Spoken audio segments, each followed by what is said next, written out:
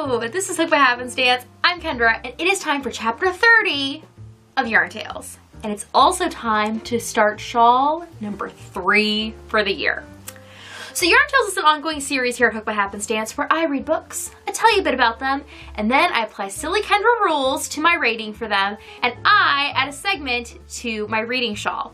Now my reading shawl began as one shawl, and the purpose was to make a tangible product from the reading I was doing. So I was adding a segment for each book that I completed in the year 2019. Now, I have kind of fallen out of reading over the last decade or so, beyond just like reading. I read a lot with my kids, but beyond that, I had fallen out of that. But now, I decided that it's a thing I really enjoy, and it's a thing I've enjoyed since childhood, so I should really just like re-embrace that, and boy, have I. When I originally thought about doing this project, I figured I'd get through 12 or 15 books this year, and that would make one shawl, and I had the yarn ready to do it. Well, then we got through February, and I already had a very full shawl's worth. So I decided to make a second one. The first shawl I made was purple, and it was all yarns that I had been gifted. The second shawl I made was in blues, and it was all yarn that I purchased. And this third shawl is gonna be kind of green, was my inspiration. You'll see it's green and browns and oranges because that's just more where I found yarns that made me like go ooh at the time. So the first shawl covered all of the reading from January and February, and then it turned out in March that I read enough books to, despite going down from DK weight to fingering weight, to make an entire shawl. So now we're on to April, and I decided I should start the next shawl, and I'm making it at a DK weight because, again, these were the yarns that caught my eye, and I decided I would just go with it, and we'll see how far this shawl gets me.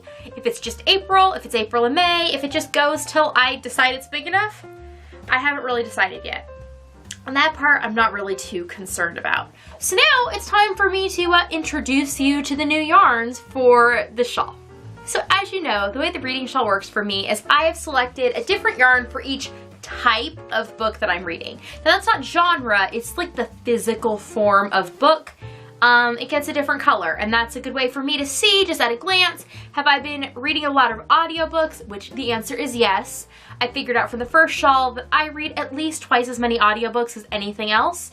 So I have been doubling up and purchasing 2 skeins of the yarn that I intend to use for audiobooks and 1 skein of the others. So the audiobook color for this shawl is this right here. It is some cattails from her Wheel of Time collection. It's jumping is what it is. It is from Cattails. Here you go. And it is in the colorway called The Waist. That's part of her Wheel of Time collection. This is a DK weight, as I mentioned, 75% superwash merino, 25% nylon, 240 yards per 100 grams. And I really, really love this color. And this was the inspiration, since I knew I was gonna do this for audiobooks, for the other colors. I liked how it was green, but not too green. And I thought that it would be an interesting addition to my wardrobe. So, the next color is the color for books with my kids, which I picked another Cattails yarn. This is in the colorway Green Man. Again, another thing from her Wheel of Time collection. It is also on her DK base, which is 75% superwash merino, 25% nylon, and here it is. Look at all those greens. There's some of that like bright, vibrant green. You've got some almost teals, but they're not, and then like a dark foresty green. So I am really excited to see how this works up. I have a feeling this will be a fun one to like go across, especially if we have like some highly rated books and I get to do a lot of stripes in those textured rows of this. I think it could be really, really fun. Then I also have a yarn for things that are in my Life's Library subscription. Now I have not yet balled this up because I have not started reading the Life's Library book for this month or last month's. I'm a little behind. I have feelings about some of the books. They haven't all necessarily been my cup of tea, so they're waiting for me to be in the right mood to read them. But the color for that is going to be Lolo Did It on her Simple DK, and this yarn feels amazing. This is in the colorway Bourbon. It's 100% superwash merino wool, 231 yards per 100 grams. And it's a 4-ply DK. And it's got so much smoosh. But this, again, is in the color Bourbon, and it goes so nicely with the other colors. And dropping my beads. And lastly, we have the color for physical books that I'm reading by myself, not with my kids. And this is another Lolo Did It yarn, again on the Simple DK. This is called Tea on the Green, and it's got my hook stuck in it. Let's take that out of there. And here is what this looks like. It's like a really nice, like, it's a cross between like celery and sage, and then it has just like some little bitty blips of like a golden brown speckled on it, which it just looks really nice with the other colors. This and the Bourbon go really, really well together, and they complement the other two. So I am very, very excited for this shawl, and it's interesting because these are not the usual Kendra colors. And for greens, like, these are not my bright chartreuse green, because I just couldn't find the right combination of those. So I thought I'd go a little bit more fall, a little bit more muted. And I think this will be a nice little change up. All right, so now that you've all met the new yarns, let's move on to the book that I read, because I got to start April off real good. This, I think, is my favorite book I read this year so far, I think. It's definitely up there. This book that I read was Eliza and Her Monsters by Francesca Zappia. I read it via ebook through Libby, which is Overdrive's app, and I read it on my phone. And it was kind of funny. I started reading this book at the beginning, or at the end of Buzzwordathon. So I have been on the wait list for this book since I downloaded the Libby app, which, I mean, wasn't that long ago. I only started using that app, I don't know, beginning of the year-ish, or February maybe. But anyways, I have had this on hold for a long time, and I finally came up on the list. So it came in, and I was like, well, I guess I should start reading it, because I have 7 days.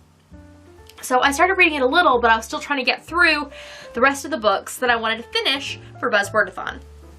So it was definitely not a priority for me at first. But then I woke up one morning and realized I had 20-some hours to turn this book in. And I knew, based on how long it took me to get it, that it was going to be a long time before I came up with the ability to get it again. So I decided that I was just going to power through it. And that was perfectly fine because it was such a good book. I read most of it in one day, and it was a lovely day of reading. I mean, I did lots of other things that day too, but every time I had a moment, I was reading this book. It was immersive. It was lovely. I had a really, really good experience doing that. So Eliza and Her Monsters is a story about a girl named Eliza who is a senior in high school. Now, Eliza is special because Eliza writes a very popular webcomic.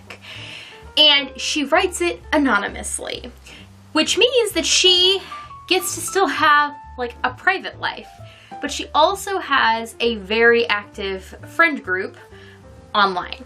Her family does not understand these parasocial relationships, and so they are explored in depth throughout the whole book. Right now, a sweet spot for me is creators and how they deal with parasocial relationships, those online, offline, kind of both relationships in their life, and how they deal with their connection to their creative endeavor. So that has been a genre of book that I've really just been enjoying, and this book is just all about that. Now, there is a bit of dual story in this book, in that there are segments at the ends of most of the chapters, which are, some of them are just stuff from the online forums for the webcomic, and that part I enjoyed. All of that made sense to me. Then there are parts that are actual, drawings and story taken from the webcomic. I didn't really care that much for it, but I think that partially may have been due to the form I read it in, that those just didn't lend themselves to the tiny screen ebook format. I think that would be better done on a paper book, because that was how it was obviously formatted to be seen. So those parts though, I still enjoyed enough that they didn't bring the rating down at all for me. This book is the first book that I've read this year. Well, it's the second, I guess, but it's the first book that I read and my initial reaction was, I need to own this in physical form, because at some point my kids will read this, my husband's gonna read it, and so we are gonna purchase it here next time we put in any sort of order for books. Or if I come across it used before then in person, I will purchase it that way. But this is definitely on the like, we need to have this book physically in our lives, which is really exciting to have another one of those kind of come up, because I don't have a huge book collection. We have a huge book collection. I don't have a huge book collection of books that I consider mine. I have a lot of juvenile and children's books. I do not have a lot of grown-up books. Now, this is a YA book, but this one would be for me. So, what did I give this book? I think it's very, very obvious. I gave this book 5 stars. Why? Because it deserved 5 stars, and you all should realize that her monsters. There is a reason why I have heard from like every person who I've heard book recommendations from who has read this book be like, why? You should just read this. And the reason is because you should just read this. It was really good. And it did a good job of dealing with both character and plot and emotions, and it just was really well balanced and paced, and I liked the characters. And I don't mind like unlikable characters, but like you wanted to spend time with Eliza. And I understood a lot of her like feelings, or they were feelings that I have thought about, because there's a lot of things to think about right now with online spaces. Like, it's kind of still an unexplored area, I think, especially if you're a certain age, where you like had a teenage life pre-social internet. So now we're adults with social internet, which like, it's like learning everything from scratch, which is an interesting thing to, I guess, deal with. I could identify with her teenage online happenings, though obviously I am not a famous webcomic person, but you could really, really sympathize with her situation, and the author did a really good job of putting you in Eliza's shoes.